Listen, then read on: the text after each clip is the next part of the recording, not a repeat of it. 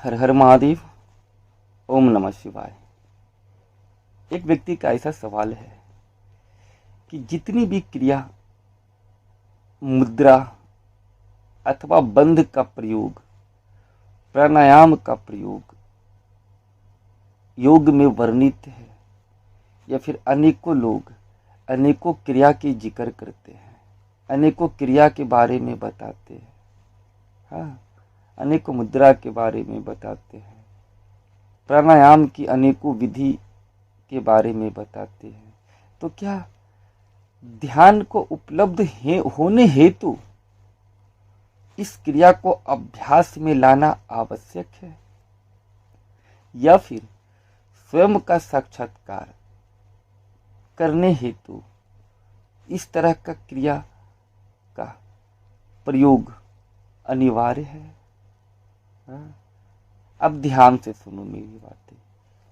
अगर 1000 तरह की क्रिया है तो क्या ऐसा आपको किसने बोला है कि आप हजारों क्रिया का अभ्यास एक साथ करो?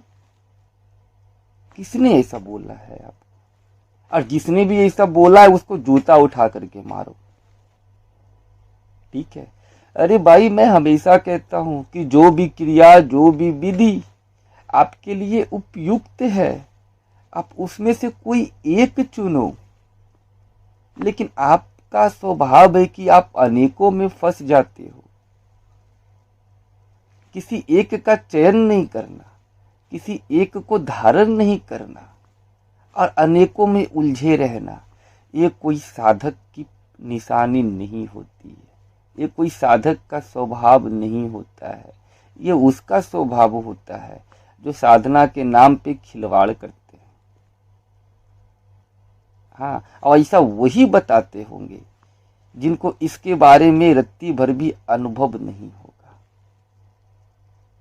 ठीक है? अब मैं यहाँ आपको एक एग्जाम्पल देता हूँ। उस एग्जाम्पल से आप स्वयं फैसला करना। ठीक है? कि किसी क्रिया सूत्र के सहारे हम ध्यान को उपलब्ध हो, या केवल ध्यान को समझे और ध्यान करने की प्रयत्न करे तो जितनी भी सारी क्रिया अथवा सूत्र है या विधि है वो सब अपने आप सधने लगेगी। ये दोनों को आप अलग अलग रूप में देख रहे हो, मान रहे हो, तभी तो आपके अंदर इतनी सारी शंका उत्पन्न होती है। और शंका उत्पन्न होने की सबसे बड़ी कारण ये है कि आप कभी भी मेरी या किसी की बात को ना तो पूरी तरह से सुनते हो और ना तो उसको समझने की प्रयास करते हो। ठीक है? अगर मैं ऐसा बार बार कहता हूं कि मेरी वीडियो को पूरी देखना, तो लोग ऐसा सोचते होंगे कि इसमें हमारा कोई स्वार्थ नहीं है। ऐसा नहीं है मेरे भाई। हर तत्व का दो पहलू होता है, एक भौतिक और एक सूक्ष्म। ठीक है? तो सूक्ष्म तत्वों की गूढ़ता और उसकी सूक्ष्मता को एक तो शब्दों के माध्यम से कभी समझाया या बताया नहीं जा सकता है, परंतु फिर भी मैं थोड़ा सा कोशिश बताने या समझाने का करता हूं। हाँ, तो उसको आप 30 सेकेंड 1 मिनट सुनते हो और भाग जाते हो। तो तत्वों को साधने की प्रक्रिया तो बाद की बात है, पहले उसको जानने और समझने की प्रक्रिया होती है। हाँ, और जो व्यक्ति तत्वों की व्याख्या को, तत्वों की गूढ़ता को, तत्वों की सूक्ष्मता को समझ जाते हैं, जान लेते हैं, उनको साधने में किसी तरह की कोई परेशानी नहीं आती है। परेशानी होती है समझने की।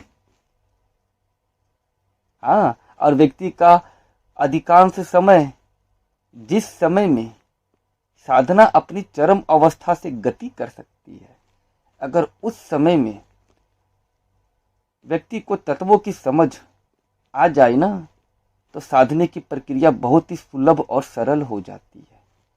परंतु यहाँ जब समझ में ही कुछ नहीं आ रहा है तो फिर साधोगे किसको?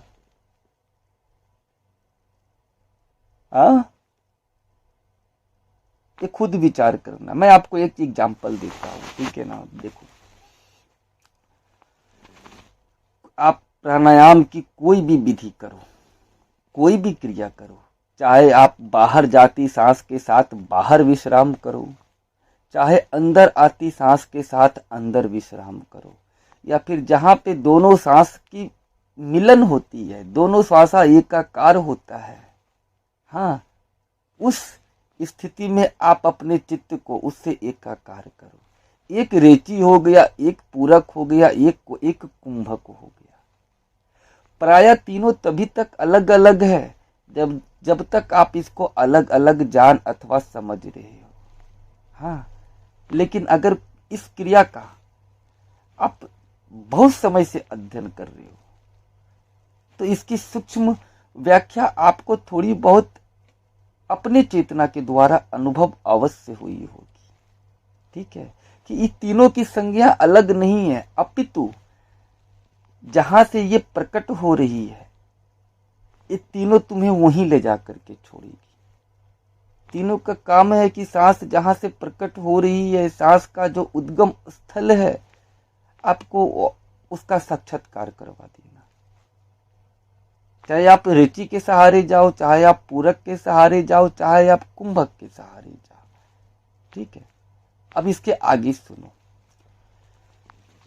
जैसी श्वास की गति होती है वैसे ही चित्त की अवस्था होती है, या जैसी चित्त की अवस्था होती है वैसे ही सांस की गति होती है, हाँ। ये दोनों अलग नहीं है, ये दोनों एक है। एक बार फिर से समझो, जैसी सांस की अवस्था होती है वैसे ही चित्त की अवस्था भी होती है, या जैसी चित्त की अवस्था होती है वैसे ही सांस की अवस्था होती है। अगर सांस संयमित है, नियंत्रित है, तो चित्त भी संयमित और नियंत्रित होगा, या फिर अगर चित्त शांत, संयमित और नियंत्रित है तो सांस की अवस्था भी शांत, संयमित, सहज और नियंत्रित होगी, ठीक है। अगर चित्त नियंत्रित नहीं है तो प्राण भी अनियंत्रित है। अब प्राण को नियंत्रित करके आप चित्त को नियंत्रित करना चाहते हो, या फिर चित्त को नियंत्रित करके आप अपने प्राण को नियंत्रित करना चाहते हो, ये आप सोच लो कि आप किस रास्ते पे चल करके, हाँ, अपनी चित्त को स्थिरता, हाँ, और प्राण को सहजता प्राप्त करवा सकते हो, ये आपके ऊपर निर्भर करता है, ठीक है। अब जो व्यक्ति ध्यानी है, जो निरंतर सिर्फ ध्यान का अभ्यास कर रहे हैं और किसी क्रिया अथवा विधि अथवा सूत्र अथवा बंध अथवा प्राणायाम का अभ्यास नहीं कर रहे हैं, सिर्फ और सिर्फ ध्यान का अभ्यास कर रहे हैं, तो सच बताता हूं, जब वो ध्यान में प्रवेश करते होंगे ना, तो ये रेची, पूरक, कुंभक जो भी कहो, ये अपने आप घटित होती होगी,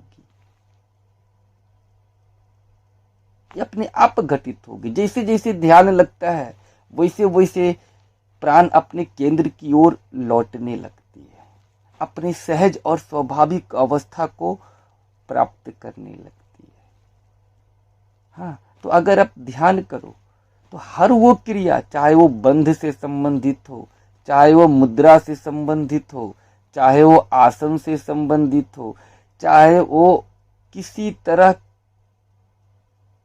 तरह की भी क्रिया क्यों नहीं हो, अगर एक ध्यानी है जिसकी ध्येय केवल और केवल ध्यान को प्राप्त करना होता है या फिर ध्यान के साथ जुड़े रहना होता है, तो हर वो क्रिया अपने आप सधने लगती है। जिस क्रिया का जिक्र प्रायः लोग देते हैं और उसके बारे में अनेकों आकर्षण फैलाते हैं, हाँ। और जो ध्यानी नहीं है, ठीक है, जिन्होंने आज तक अनेकों क्रिया का अभ्यास किया, अनेकों सूत्र का अभ्यास किया, अनेकों क्रिया समझा, अनेकों सूत्र समझा, परंतु ध्यान को नहीं समझा, हाँ, वही ऐसी ऐसी क्रिया में उलझने की कार्य करते हैं, ठीक है। तो या तो आप अपने प्राण को साध करके चित्त को स्थिरता प्रदान करो, या जब आप चित्त को एक स्थिरता प्रदान करते हो तो आपकी प्राण स्वतः सधने लगती है। समझ गए? चलो अब मुझे आज्ञा दो। हर हर महादेव। ओम नमः शिवाय।